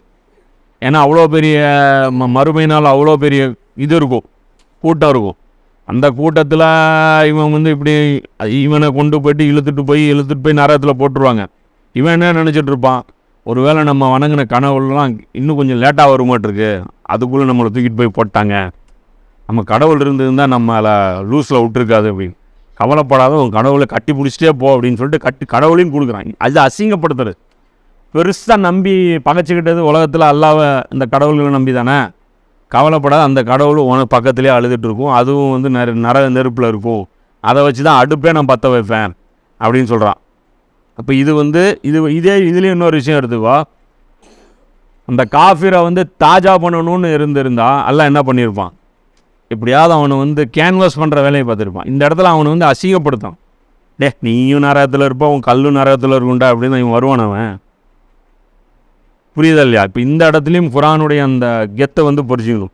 மேலும் நபியை இவ்வேதத்தை நம்பிக்கை கொண்டு அதன் அறிவுரைகளுக்கேற்ப நற்செயல் புரிவோருக்கு கீழே ஆறுகள் ஓடிக்கொண்டிருக்கும் சுவனங்கள் நிச்சயமாக உண்டு எனும் நற்செய்தியை கூறுவீராக. அந்த சுவனங்களில் ஏதேனும் ஒரு கனி அவர்களுக்கு உணவாக வழங்கப்படும் போதெல்லாம் அக்கனிகள் பூமியில் உள்ள கனிகளைப் போல் தோற்றத்தில் ஒத்திருப்பதால் இத்தகைய கனிதான் முன்பு உலகில் நமக்கு உணவாக வழங்கப்பட்டது என அவர்கள் கூறுவார்கள். இன்னும் அங்கு அவர்களுக்கு தூய்மையான துணைகளும் உண்டு, மேலும் அங்கு அவர்கள் நிரந்தரமாக வாழ்வார்கள். அப்போ அதே வந்து ஆப்போசிட்டாக சொல்கிறான், அந்த மூமின்களை பற்றி சொல்கிறான். அந்த மூமின்களுக்கு அல்லாஹ் என்ன கிடைக்கும், இந்த குர்ஆனை நம்பி இதை நற்செயல் புரிவோர்களுக்கு கீழே ஆறுகள் ஓடிக்கொண்டிருக்கும் சுவனங்கள் நிச்சயமாக உண்டு அப்படின்னு சொல்லி நற்செய்தி கூறுகிறார். நான் சொன்னல, குர்ஆன் தட்டி கொடுக்குற இடத்துல தட்டி கொடுக்கும். குர்ஆனை நீ ஒழுங்காக ஃபாலோ பண்ணணும்னு மனசு வச்சின்னா உனக்கு அது தடவி கொடுத்து உன்னை பாசமாக அவனை வந்து கூட்டிகிட்டு வரும். நீ அதை எதிர்க்கணும், அது கூட நீ மோதணும்னு நினச்சேன்னா உனக்கு மிரட்டல் தான் அது எடுக்கும். அப்போ உனக்கு மிரட்டல் வேணுமா பாசம் வேணுமா அப்படிங்கிற நீ தான் முடிவு பண்ணிக்கணும். நான் குர்ஆன்ல சொல்கிறேன், இடி முழக்கம் அவர்களை தாக்கும் போதெல்லாம் காதில் விரல் வச்சுக்கிறாங்க, இதெல்லாம் இடி முழக்கம். எது அவங்க கேட்க பிடிக்காத வசனங்கள் இதெல்லாம் அவங்களுக்கு. அப்போ இந்த இடத்துல பார்த்தீங்கன்னா மூமின்களுக்கு அதே நற்செய்தி இருக்குல்ல, நம்ம ஏன் போட்டு அல்லாட்ட பகைச்சுங்க வாழ்கிற கொஞ்ச நாள் வாழ்க்கைக்கு தான் சொல்கிறேன். நீ எடுக்கிற 5-10 பிச்சைக்கு இதெல்லாம் அது தேவையா? நமக்கு இந்த விளம்பரம் நமக்கு தேவையா? புரியுதா? கொஞ்ச நாள் வாழ்கிறோம், என்னைக்காக இருந்தால் கண்ணு முன்னாடி எத்தனை சாவு ஆகுது. இப்போ நான் நேற்று கூட சொன்னேன்ல, 26 வயசு டாக்டருக்கு படித்து போயிடுச்சு. அப்போ வாழ்க்கை இவ்வளோதான் நினச்சி தான் 26 வயசுமா அந்த பொண்ணு டாக்டர் படிச்சிருக்குமா? கனவு நினச்சிருக்கோம். 26 வயசில் டாக்டர் பதவி வாங்கி அதுக்கப்புறம் மேலே மேலே டெவலப் ஆகி 2 வீடு கட்டி 4 வீடு கட்டி அதை பண்ணி இதை பண்ணி நல்லா ஃபேமிலி பெருசாகி நான் பெரிய வாழ்க்கை வாழ்ந்து ஒரு 60 வருஷம் 70 வருஷம் 60 கூட யாரும் இன்றைக்கெலாம் 60 வயசில் செத்தா கூட சின்ன வயசில் போயிட்டாங்கங்கிறாங்க. சின்ன வயசு தான், கம்மி வயசு தாங்கிறாங்க. அந்த அளவுக்கு மைண்டில் நமக்கு செட்டு ஆசை, குறைஞ்சது ஒரு 80ஆவது டச் பண்ணணும், ஒரு 90ஆவது டச் பண்ணணும் அப்படின்ட்டு. அப்போது எப்படியா இருந்தாலும் அல்லாஹ் நம்ம பகைச்சிக்கிட்டு இந்த அற்ப வாழ்க்கைக்காக அல்லாஹ் பகைச்சிக்கணுமா? வாழ்க்கை எவ்வளோ ஸ்பீடாக போகுது, அப்போ முடிவு பண்ணிக்கணும். அப்போ நம்ம இந்த அழிஞ்சு போகிற உலகத்தில் இதை நம்பி மண்குதிரையை நம்பி சவாரி பண்ணக்கூடாது. இது என்றைக்காக இருந்தாலும் உடஞ்சி போயிடும் அப்படிங்கிற அந்த அறிவோடு வேலை செஞ்சோம்னா என்ன கிடைக்கும்னா, அல்லாஹ் சொல்கிறான், கீழே ஆறுகள் ஓடிக்கொண்டிருக்கும் சுவனங்கள். சொர்க்கத்தில் என்ன ஓடிட்டுருக்கோம்? கீழே ஆறுகள் ஓடிட்டுருக்கும். ஆறுன்னா நம்ம ஆறு மாதிரி கற்பனை பண்ணிக்காதீங்க, புரியுதா? அது வேறு லெவலில் இருக்கும். அல்லாஹ் சொல்கிற சொர்க்கம் வேறு லெவலில் இருக்கும். அந்த சுவனங்களில் ஏதேனும் ஒரு கனி அவர்களுக்கு உணவாக வழங்கப்படும் போதெல்லாம் அக்கனிகள் பூமியில் உள்ள கனிகளைப் போல் தோற்றத்தில் ஒத்திருப்பதால் பார்க்குறதுக்கு எப்படி இருக்கும்? இந்த பூமியில் எப்படி அந்த கனிகள் இருந்துச்சு, ஆப்பிள்லாம் எப்படி இருக்கும்? சொர்க்கத்தில் ஆப்பிள் எப்படி இருக்கும்? நம்ம பார்க்குற மாதிரி தான் இருக்கும். நம்ம இங்கே இந்தியாவில் சாப்பிட்ற ஆப்பிள் மாதிரி தான், காஷ்மீர் ஆப்பிள் மாதிரி தான் இருக்கும். ஆனால் டேஸ்ட்டு அப்படி இருக்காது. அது ஆப்பிள் இங்கே சாப்பிட்டா திகட்டிடும், அங்கே ஆப்பிள் சாப்பிட்டா ஒரு சில பேருக்கு ஆப்பிள் நமக்கு பிடிக்காமலே கூட போகும். அந்த இடத்துல இருக்கக்கூடிய கனிகள் எப்படி இருக்கும்? இங்கே ஒவ்வொருத்தருக்கும் ஒரு டேஸ்ட் பிடிக்குதா? ஒருத்தர் கத்திரிக்காய் பிடிக்கல, ஒருத்தர் வெண்டைக்காய் பிடிக்கல, அப்படி கிடையாது. சொர்க்கத்தில் இருக்கிற எல்லா கனியும் எல்லாருக்குமே பிடிக்கும். இவன் இது சாப்பிட மாட்டேங்கிறானா, பேரிச்சம்பழம் சாப்பிட மாட்டேங்கிறானா, எல்லாருமே அந்த இடத்துல சாப்பிடுவாங்க. அது மாதிரி இதே மாதிரி அல்லாஹ் என்ன பண்ணுறான், இது ஏன் அதே மாற்றி வேறு டிசைனில் பண்ணலாமேன்னா, வேறு டிசைனில் பண்ணால் அது சாப்பிட்ற பொருள்னு நமக்கு தெரியாது. ஏன்னா நம்ம இதை சாப்பிட்டு தான் பழகியிருக்கோம். நம்ம தானே போகிறோம் சொர்க்கத்துக்கு, மனிதர்கள் தானே போகிறான், இங்கேருந்து தானே போகிறான். அவனுக்கு மைண்டில் பதிஞ்சது என்ன? அவனுக்கு ஆப்பிள் பார்த்தா சாப்பிட தோணும், திராட்சையை பார்த்தா சாப்பிட தோணும். அங்கே திராட்சை ஒரு முக்கோண ஷேப்பில் ஏதோ ஒன்று கிடக்குதுன்னு வைங்க, ஏதோ டெக்கரேஷனுக்கு வச்சுருப்பாங்களாட்டிருக்குது அப்படின்னு நினச்சிக்குவான். இது ஏதோ ஒரு செடியாட்டிருக்குது, இது நம்ம சாப்பிட வேண்டிய செடி கிடையாதுன்னு நினச்சிக்குவான். இப்போ நம்ம கன்ஃபியூஸ் ஆகிடக்கூடாதுங்கிறதுக்கு எல்லாம் என்ன பண்ணுறான், டிசைனு இங்கே இருக்கிற டிசைன் வைக்கிறான். ஆனால் சாப்பிட்டு பார்த்தா டேஸ்ட்டு வேறு டேஸ்ட் இருக்குங்கிறான். அடுத்தது அங்கே என்ன சொல்கிறான், அங்கே அவர்களுக்கு தூய்மையான துணைகளும் உண்டுங்கிறான். அங்கே நமக்கு நம்ம தனியாக இருக்க மாட்டோம். இங்கே எப்படி ஒரு குடும்பமாக இருக்கிறோமோ அதே மாதிரி அங்கே குடும்பமும் எல்லாம் ஏற்படுத்துவோம். அப்போ அந்த குடும்பங்கள் எப்படி ஏற்படுத்தும்? இங்கே இருக்கிற ஃபேமிலி அப்படியே போயிடுமா? அதுக்கு அங்கே எல்லாம் என்ன சொல்கிறான், தூய்மையான துணைகள் அப்படிங்கிறான். தூய்மையான துணைகள் அப்படின்னா ஷிர்க்கு வைக்காத ஆட்கள், அல்லாஹ்வுக்கு குற்றம் புரியாத ஆட்கள். இப்போ இங்கே கணவனும் குற்றம் புரியல, மனைவியும் குற்றம் புரியலைன்னா இதே ஜோடி அங்கே இருக்கும். இப்போ ரசூலுல்லாஹ்வுக்கு மறுமையில் யார் இருப்பா? சொர்க்கத்தில் ஆயிஷா ரலியல்லாஹு இருப்பாங்க, கதீஜா ரலியல்லாஹு இருப்பாங்க. அப்போ அவங்க ஜோடி ஜோடியாக தான் இருப்பாங்க. ரசூலுல்லாஹ் ஆயிஷா ரலியல்லாஹு கதீஜா ரலியல்லாஹு பற்றியும் சொல்லிட்டாங்க, அவங்க சொர்க்கத்தில் இருப்பாங்க அப்படிங்கிறது. அதில் மற்ற மனைவிகளை பற்றி தெரியல, மோஸ்ட்லி எல்லா மனைவியும் இருக்கலாம், அதை பற்றி எனக்கு ஐடியா இல்லை.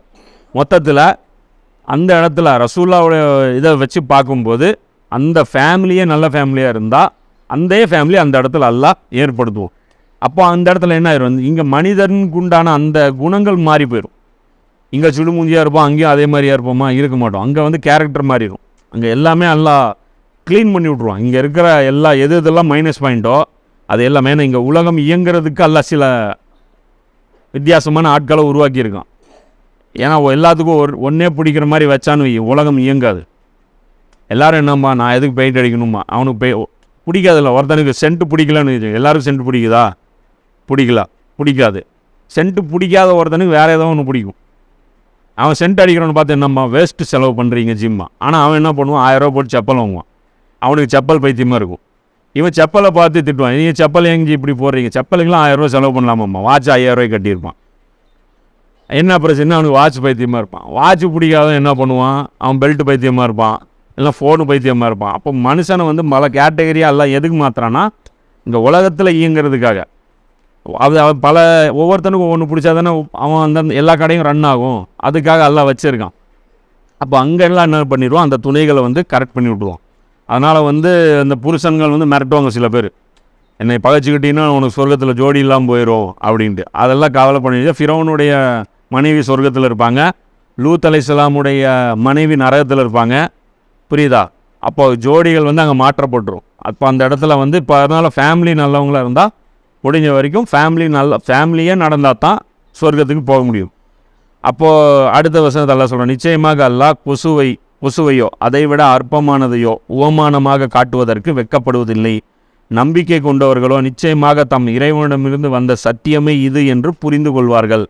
ஆனால் நிராகரிப்போரோ இத்தகைய அற்ப உதாரணங்களை கொண்டு அல்லாஹ் எதை நாடுகிறான் என கூறுவார்கள். இவ்வாறாக ஒரே விஷயத்தை கொண்டு அல்லாஹ் பலரை வழிகேட்டில் ஆழ்த்துகிறான், மேலும் அதனை கொண்டு பலருக்கு நேர்வழியும் காட்டுகிறான். ஆனால் கீழ்ப்படியாதவர்களை தவிர வேறு எவரையும் இதனை கொண்டு அவன் வழிகேட்டில் ஆழ்த்துவதில்லை. இப்போ இந்த இடத்துல அல்லாஹ் என்ன சொல்கிறான், குர்ஆனில் உதாரணங்கள் சொல்லப்படுது. சில இடங்களில் கொசு உதாரணம் காட்டப்படுது, சில இடங்களில் உதாரணம் காட்டப்படுது, சில இடங்களில் நாய் உதாரணம் காட்டப்படுது, சில இடங்களில் ஒட்டகம் உதாரணம் காட்டப்படுது. அப்போ இவங்க என்ன பண்ணுறாங்க, காஃபிர்கள், இந்த பார்ப்பா குர்ஆனம்மா பார்த்தா குர்ஆனில் நாயெல்லாம் வந்துருக்கு, குர்ஆனில் பன்னியெல்லாம் வந்துருக்கு. குர்ஆன்னா என்ன, புனிதமாக பேசணும், அதாவது ஸ்பிரிச்சுவலாக பேசணும். ஆன்மீகம்னு என்னப்பா, எந்த பேசணும், அப்படியே மலர்களே, மனதின் ஆத்மாக்களே, அப்படியே சார்ந்த அந்த சாமியார்களோட பேச்செல்லாம் கேட்டிங்கன்னா தெரியும், அப்படி பேசுவாங்க. எதை எண்ணுகிறீர்கள், ஏதோ பார்த்தானாலே அப்படியே அது ஒரு மாதிரியாக இருக்கும். அதெல்லாம் கேட்டு பார்த்தீங்கன்னா தெரியும் அந்த ஒரு ஸ்பீச்சு. அப்போ நாயெல்லாம் அந்த லெக்சரில் வராது. ஆனால் குர்ஆனில் என்ன இருக்குது, ஆடு நாயெல்லாம் வருது, ஆடு வருது, நாய் வருது, பன்னி வருது.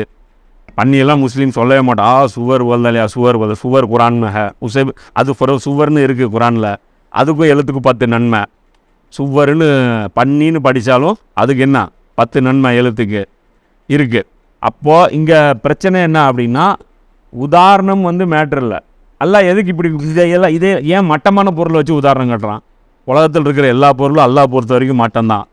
இப்போ நம்ம மண்டையில் புரியணுன்னா 7ஆவது வானத்தில் இருக்கிற ஒரு மெட்டீரியலை வச்சு உதாரணம் காமிச்சா நமக்கு புரியுமா? அவன் லெவலுக்கு மலக்குகளுடைய ஒரு இடத்துல அங்கே வானத்தில் இருக்கக்கூடிய சொர்க்கத்துடைய ஒரு விஷயத்தை வச்சு உதாரணம் சொன்னால் நமக்கு புரியுமா? இப்போ நம்ம மண்டைக்கு என்ன எதை காமிச்சு உதாரணம் சொன்னால் புரியுமோ, நமக்கு எதில் ஏறுமோ, நமக்கு எது தெரியுமோ அதை வச்சு தான் உதாரணம் காட்ட முடியும். அப்போ உதாரணத்தை பாருங்கடா, எதை வச்சு காட்டுறோன்னா அதை வச்சு. இது எதுக்குன்னா எகத்தளத்துக்கு சொல்கிறத கேட்கணுங்கிற அந்த இதெல்லாம் கிடையாது. புரிஞ்சுக்கணும், மெசேஜ் எடுத்துக்கணும், நடக்கணும் அப்படிங்கிற அந்த இது கிடையாது. என்னன்னா குறை பேசுறது, இதெல்லாம் ஒரு உதாரணமா அப்படின்னு. இது இன்றைக்கி பார்த்தோன்னா வேறு மாதிரி வரும். ஒருத்தர் மெசேஜ் நமக்கு நல்ல விஷயம் சொல்கிறாரு, ஆனால் சொல்கிற விதம் சரியில்லை. அவர் சொல்கிற விதமே சரியில்லை, இப்படி சொல்லலாமா? அதனால் நான் எடுத்துக்க மாட்டேன். சரி, விதம் சரியில்லை, அது அவர் செஞ்ச குற்றம். ஆனால் அவர் சொன்ன விஷயம் கரெக்ட் இல்லை. அதுக்கு விதம் சரியில்லைன்னா அவர் அதை எடுத்து அவரை குத்தி காமிச்சு நீங்கள் சொன்ன விதம் சரியில்லைன்ட்டு போயிடலாம். ஆனால் அவர் சொன்ன விஷயம் நம்ம ஃபாலோ பண்ணணுமா கூடாது. நீ தப்பாக சொல்லிட்ட அப்படின்னு சொல்லிட்டு நாம் அதை தூக்கி போட முடியுமா? அந்த மைண்ட் செட் வரக்கூடாது நமக்கு. அதுக்கெல்லாம் என்ன சொல்கிறான், உதாரணம் கொசுவாக இருக்கட்டும், என்னவாக இருக்கட்டும், சொன்ன மேட்ரை பாரு, அதை விட்டுட்டு போயிடாதீங்க. அது சொல்லிட்டு எல்லாம் சொல்கிறான். இது மாதிரி தான் ஒரே உதாரணத்தை வச்சு நான் சிலரை நேர்வழியிலையும் வைக்கிறேன், சிலர் வழிகேட்டும் போயிடுறாங்க. ஒரே விஷயந்தான். அந்த உதாரணத்தை பார்த்து அபூபக்கர், உமர் மாதிரியான மூமின்கள் என்ன பண்ணிடுறாங்க, அந்த உதாரணத்திலேருந்து மெசேஜ் எடுத்து நல்ல வாழ்க்கைக்கு நல்ல வழியில் போகிறாங்க. அந்த உதாரணத்தை எடுத்துக்காமல் இவங்க என்ன பண்ணுறாங்க, கெட்ட வழியிலேயே இந்த காஃபிர்கள் என்ன பண்ணுறாங்க, உதாரணத்தை குறை பேசி இதெல்லாம் ஒரு உதாரணமானு சொல்லி எடுக்க வேண்டிய மெசேஜை விட்டுட்டு போயிடுறாங்க. அவர்கள் எத்தகையவர்கள் எனில், அல்லாஹ்வுடன் உறுதியான உடன்பாடு செய்து கொண்ட பின்னர் அதை முறித்து விடுவார்கள். மேலும் எந்த உறவு முறைகள் இணைத்து வைக்கப்பட வேண்டும் என்று அல்லாஹ் கட்டளையிட்டுள்ளானோ அவற்றை துண்டிப்பார்கள். மேலும் பூமியில் குழப்பம் செய்து கொண்டு திரிவார்கள். உண்மையில் இத்தகையோரே இழப்புக்குரியவர்கள் ஆவர். இப்போ இதில் என்ன சொல்கிறான், அவங்க யார், அவங்க எப்படிப்பட்டவங்க, இந்த உதாரணத்தை சொல்லி குறை சொல்கிறவங்க அப்படின்னு பார்க்கும்போது அல்லாஹ் இந்த கெட்டவர்களை பற்றி சொல்கிறான். அல்லாஹ்வுடன் உறுதியான உடன்பாடு செய்து கொண்ட பின்னர் அதை முறித்து விடுவார்கள். அல்லாஹ் ஒரு ஒப்பந்தம் கொடுத்துருக்கான். அல்லாஹ்கிட்ட நம்ம எல்லாரும் என்ன பண்ணியிருக்கோம், ஒரு ஒப்பந்தம் வந்து எடுத்திருக்கோம். அது 7வது அத்தியாயம் வரும்போது அல்லாஹ் அந்த ஒப்பந்தத்தை பற்றி டீட்டெயிலாக சொல்லுவோம். நம்ம அல்லாஹ்வுக்கு தான் கட்டுப்பட்டு நடப்போம்னு. அந்த ஒப்பந்தம் நம்ம ஆள் மனசுக்குள்ளே இருக்குது. இப்போ அல்லாஹ்வுடைய செய்தி கேட்கும்போது நமக்கு வந்து அது ஞாபகம் வரும். புரியுதா? அதை ஃபாலோ பண்ணணுங்கிற எண்ணம் நமக்கு வரும். ஒரு நல்ல விஷயம் நமக்கு சொல்லப்படும் போது சொல்கிறது நம்ம என்ன நினைப்போம், கரெக்டு தான் நினைப்போம். உதாரணத்துக்கு சொல்கிறேன், சவுக்கு சங்கர் இருக்கார்ல, சவுக்கு சங்கர் இன்டர்வியூலாம் பார்த்துட்டு இருப்போம்ல, இந்த போலீஸ் இன்டர்வியூ அதெல்லாம் பார்த்துட்டு இருப்பார்ல சவுக்கு சங்கர். அவர் வந்து ஒரு சொல்கிறார், அவர் நாத்திகர். அவர் ஒரு கதை சொல்கிறார். என்னன்னா, அவருடைய போலீஸ் ஐயர் ஒருத்தர் வந்தாராமா, அவருடைய ஹையர் அஃபீஷியல் ஒருத்தர் வந்தார். வந்துட்டு என்ன பண்ணியிருக்கிறாரு, இவரை பற்றி கேள்விப்பட்டிருக்கார், சவுக்கு சங்கரை பற்றி. இவர் வந்து நாத்திகர்னு கேள்விப்பட்டிருக்கார். நாத்திகர்னு சொல்லிவிட்டு அவர் கூப்பிட்டுருக்காரு. அவர் சின்ன பையன் அப்போது, சவுக்கு சங்கர் 18-19 வயசு இருக்கும். அப்போ அவர் கூப்பிட்டு சொல்கிறார், என்னப்பா கடவுள் நம்பிக்கைலாம் உனக்கு கிடையாதா, நீ என்ன பெரியாரை ஃபாலோ பண்ணுறியா அப்படின்னா. ஆமாங்க சார், கடவுள் நம்பிக்கைலாம் எனக்கு கிடையாது, நான் பெரியாரை ஃபாலோ பண்ணுறேன் அப்படின்னார். அப்புறம் அவர் சொல்லிவிட்டு, இங்கே ஒரு பேனா இருக்குது, இந்த பேனா வந்து நான் எந்திரிச்சு போயினதுக்கப்புறம் நீ எடுத்து பாக்கெட்டில் போட்டுக்கிற, இது யாருக்காவது தெரியுமா அப்படின்னு. யாருக்கும் தெரியாது சார் அப்படின்னா. யார்? சவுக்கு சங்கர் என்ன சொன்னார், யாருக்கும் தெரியாது சார். அதுக்கு அந்த ஐயர் ஆஃபீஸர் என்ன சொன்னாரம்மா, உனக்கு தெரியுமில்ல, இது எடுத்தது தப்புன்னு உனக்கு தெரியுமில்ல அப்படின்னாராம். ஆமாம் தெரியும் சார். அது தப்புன்னு தெரியுமா தெரியாதா அப்படின்னு. தெரியும் சார். அதுதான்ப்பா கடவுள் அப்படி. இதுதான் கடவுள். இப்போ நம்ம கூடவே இருக்காரு, நம்மளை கண்காணிக்கிறாரு, நம்ம தப்பு செய்யும்போது நம்மளை உறுத்த வைக்கிறாரு, இதுதான் கடவுள் அப்படின்னார். அப்போ புரியுதா? இந்த ஒப்பந்தத்தின்படி தப்பு செய்யும்போது நமக்கே உறுத்தும். நல்லா நீங்கள் தப்பு செஞ்சு பாருங்கள், அப்போவே தெரியும். பொய் சொல்லும்போது நடுங்கும். இப்போ இன்றைக்கும் பொய் சொல்லும்போது இந்த போலீஸில் என்ன பண்ணுறான், இது வைக்கிறான், லை டிடெக்டர்னு ஒரு மிஷின் இருக்குது தெரியுமா? இந்த பெரிய கேஸு, ரொம்ப பெரிய கேஸு அப்படின்னா விசாரணை பண்ணும்போது என்ன பண்ணுவாங்க, கொண்டாந்து நம்ம விரலில் இதிலெல்லாம் அந்த உடம்புலலாம் அந்த மானிட்டர் வச்சுருவாங்க. வச்சுட்டு லை டிடெக்டர் வச்சுட்டு உங்கள்கிட்ட கேட்டுகிட்டே இருப்பாங்க கேள்வி கேட்டு, 10ஆம் தேதி நீ எங்கே போனீங்க, 20ஆம் தேதி நீங்கள் எங்கே போனீங்க அப்படிமா. அது சொல்ல சொல்ல நீ பொய் சொல்லும்போது உன் உடம்பு வந்து மாற்றம் வரும். இந்த நமக்கே தெரியும், பதட்டம் வரும். நம்ம பொய் சொல்லும்போது நமக்கே பதட்டம் வரும். பொய் சொல்லும்போது நம்ம அதை ஃபீல் பண்ணுவோம். நீ எல்லாம் டெய்லி ஃபீல் பண்ணியிருப்ப, இல்லைன்னா நீ எக்ஸ்பர்ட் ஆகிருப்ப. என்ன இது எடுத்துகிட்டு இது சாப்பிட்டியா, இன்றைக்கி சாக்லேட் சாப்பிட்டியா, இல்லை ஐயோ எப்படி முதல்ல ஜர்க்காவ கண்டுபிடிச்சிட்டாங்களே அப்படின்னு. இல்லை இவனுக்கு என்ன தெரியவா போகுது, இல்லை அப்படின்ற அந்த கேப்பில் வந்து ரியாக்ஷன் மாறும். அந்த போலீஸ் மிஷின் என்ன பண்ணும், அந்த கேப்பில் கண்டுபிடிச்சிருவோம். கண்டுபிடிச்சிட்டு சொல்லுவோம் இப்படி சொல்கிறான் அப்படின்னு. அது பெரிய பெரிய கேஸில், ரொம்ப பெரிய கேஸில் மட்டும் பல கோடி ரூபா கேஸு இருக்குல்ல, அந்த மாதிரியான கேஸுகள்லாம் பார்த்தீங்கன்னா அதை ரெடி பண்ணுவோம். இப்போ எதுக்காக சொல்கிறேன் அப்படின்னா, நம்ம உடம்பே வந்து அல்லாஹ் வந்து அந்த ஒப்பந்தம் படி தான் இயங்குது. அதில் வந்து அல்லாஹ்வை பற்றி ஒரு விஷயம் வரும்போது, அவன் காதில் விழும்போது ஃபஸ்ட்டு அவனுக்கு என்ன தோணும், கரெக்டுன்னு தோணும். அதுக்கப்புறம் என்ன பண்ணுவோம், இத்தனை நாள் நம்ம வேறு மதத்தில் இருந்துட்டோம், இப்போ போய் இதை ஃபாலோ பண்ணால் எப்படி, கோயிலுக்கே என்னை தான் நிர்வாகியாக போட்டு வச்சுருக்காங்க, இப்போ பாட்டுக்கு இது போனால் ஒரு ரோட்டில் ஒருத்தன் மதிக்க மாட்டான். இது வந்து அதுக்கப்புறம் வந்து அவன் கணக்கு பண்ணுவான். அதனால் வந்து எப்பயுமே எந்த நபி வந்து தாவா எடுத்துகிட்டு அழைப்பு பண்ணி செய்யும்போது தாவா எடுத்துகிட்டு வந்தாலும் அவங்க வந்து கவலையே பட மாட்டாங்க. ஏன்னா எல்லாருமே இதை ஏற்றுக்குவாங்கங்கிற அந்த மைண்ட் செட்லேயே தான் அவங்க போவாங்க. மறைக்கிறவன் எல்லாருமே பார்த்தீங்கன்னா தெரிஞ்சு தான் மறைப்பான். ஃபஸ்ட்டு அவங்க மனசுக்குள்ளே ரியலைஸ் பண்ணிடுவோம். காஃபிர்னு அவங்க பேர் என்ன, காஃபிருங்கிறாங்களே, காஃபிர்னு என்னன்னா மறைப்பவன்னு அர்த்தம். காஃபிர் குஃபுருங்கிறது என்னன்னா, விவசாயி இருக்குல்ல, நிலத்தை கீறி உள்ள ஒரு விதையை போட்டு அதை மறைக்கிறான்ல, அந்த செயலுக்கு பேர் தான் குஃபுருங்கிறது. அப்போ காஃபிர்னா என்னன்னா, நீ ஒருத்தன் அவங்ககிட்ட போய் அல்லாஹ் ஒருத்தன் தான் அவன் காதில் போட்ட உடனே அவன் உள்ளத்தில் வந்துடும். கரெக்டாக தான் அவன் சொல்கிறான், இந்த வானம் பூமியை படைத்தவன் ஒருத்தன் தான், அவனுக்கு தான்ப்பா எல்லா கிரெடிட்டும் போகணும் அப்படின்னா கரெக்டாக சொல்லிடுவான். டக்குன்ட்டு அடுத்த செகண்டே என்ன பண்ணுவான், இவன் சொல்லி நான் கேட்டேன்னா அப்புறம் எனக்கு என்ன மரியாதைன்னு போவோம். அதனால் என்னம்மா நீ சொல்கிறதெல்லாம் நம்புற மாதிரி இல்லைன்ட்டு போயிடுவோம். அப்புறம் அவன் போய் தூங்குவான் பாரு, அப்போ உறுத்தும். அது உனக்கு தெரியாது, அவனுக்கு தெரியும். அதான் அவர் சொல்கிறார், அந்த பேனா எடுக்கிறது உனக்கு யாருக்கும் தெரியலன்னு உனக்கே தெரியுமில்ல அப்படின்ட்டு. அப்போ அவன் பொய் சொல்கிறது அவனுக்கே தெரியும். அப்போ இது வந்து அதுதான் அல்லாஹ் சொல்கிறான். அந்த ரசூல்லா வந்து நான் தான் நபின்னு சொன்ன உடனே யூதர்களுக்கு தெரியுமே தெரியாது. அப்போ யூதர்களில் ஒரு மனைவி இருந்தாங்க நபி ஸல்லல்லாஹு அலைஹி வஸல்லம். நபி ஸல்லல்லாஹு அலைஹி வஸல்லம் மனைவி இருந்தாங்க. அவங்க இஸ்லாத்துக்கு வந்ததுக்கப்புறம் பழைய கதையை சொல்கிறாங்க. ரசூல்லா மதீனாவுக்கு வந்தாங்க. வரும்போது எங்கள் அப்பாவும் சித்தப்பாவும் உட்காந்து ஹாலில் உட்காந்து பேசிகிட்டு இருக்கிறாங்க. நான் உள்ள சமையல் ரூம்லேருந்து கேட்டுட்ருக்கிறேன். 2 பேரும் பேசிக்கிறாங்க. என்ன வந்தவர் போய் பார்த்தீங்களா அப்படிங்கிறாங்க. எங்கள் அப்பா கேட்குறாரு, சித்தப்பா என்ன போய் பார்த்தாச்சு பேச்செல்லாம் எப்படி இருக்குது? பேச்செல்லாம் பார்த்தா இறை தூதர் தான், நபி தான் அப்படிங்கிறாரு. நபி தானா? கன்ஃபார்மா? நம்ம வெயிட் பண்ணிருந்தா அந்த நபியா? ஆமாம் அதே நபி தான் அப்படிங்கிற. அப்போ என்ன பண்ணுறதா? நம்ம இனம் கிடையாதுடா, எப்படா ஃபாலோ பண்ண முடியும்? அப்போ என்ன பண்ணுறது? அவர் நபியே இல்லைன்னு சொல்லிடலாம். அப்போ எல்லாருக்கும் இவங்க தான் லீடர்ஸ் இல்லைன்னு சொல்லிட்டா பொதுமக்கள் என்ன பண்ணுவாங்க? இல்லைன்றவாங்க. அப்போ இப்படி தெரிஞ்சு தான் அவங்க வந்து இது பண்ணுறாங்க. அதே வந்து இந்த இடத்துல அல்லாஹ் என்ன சொல்கிறான், இந்த உடன்பாடு ஒரு நபி யூதர்கள்ட்ட அல்லாஹ் ஒரு உடன்பாடு என்ன செஞ்சுருந்தான், ஒரு நபி இருக்கும்போது இன்னொரு நபி அனுப்புனா அந்த நபியை நீங்கள் ஏற்றுக்கணும்னு சொல்லி அல்லாஹ் சொல்லியிருந்தான். அந்த உடன்பாடையும் இவங்க என்ன பண்ணுறாங்க, முறிச்சிட்டாங்க அப்படிங்கிறது அல்லாஹ் சொல்கிறான். மேலும் எந்த உறவு முறைகள் இணைத்து வைக்கப்பட வேண்டும் என்று அல்லாஹ் கட்டளையிட்டானோ அவற்றை துண்டிப்பார்கள். இப்படி இருக்கிறவங்க பார்த்தீங்கன்னா அடுத்ததான் என்ன பண்ணுவான்னு பார்த்தீங்கன்னா உறவு முறைகளில் கோளாறு பண்ணுவான். அம்மா அப்பாவை விரட்டி விடுவான். என்ன, அம்மா அப்பாவை சரியாக கவனிக்க மாட்டான். குழந்தைய வந்து விரட்டி விடுவான். அதே மாதிரி சொந்தக்காரங்களோட சேர்ந்து இருக்க மாட்டான், கட் பண்ணி விடுவான். ஆனால் இந்த சொந்தக்காரங்களோட கட் பண்ணுறது வந்து மனித குலத்துக்கு மிகப்பெரிய நஷ்டம்.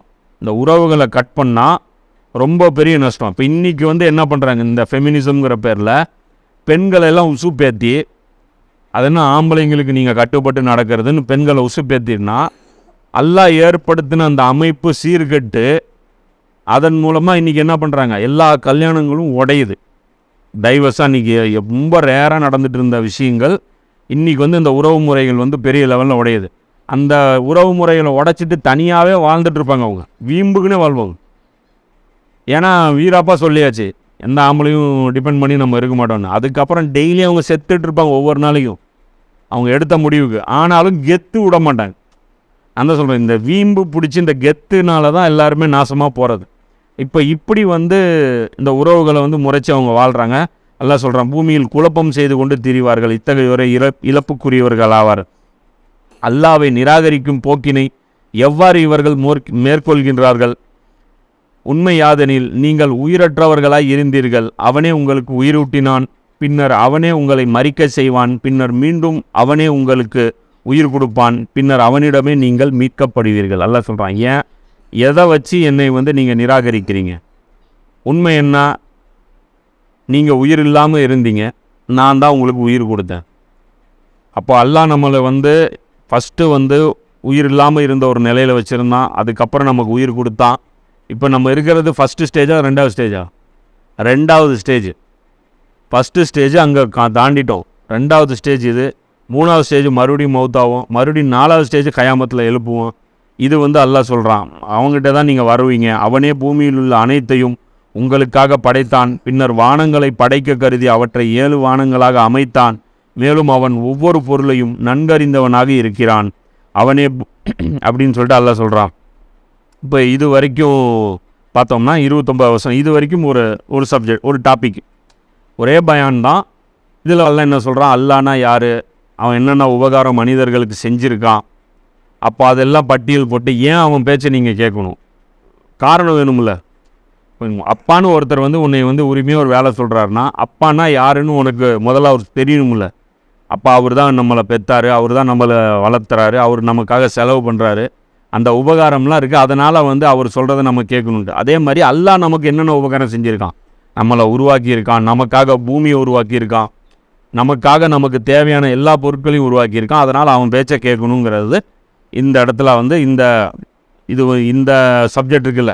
அப்போ அந்த முனாஃபிக்கள் இருந்து பேச ஆரம்பித்து இது வரைக்குமான இந்த 29வது வசனம் வரைக்குமான மெசேஜ்.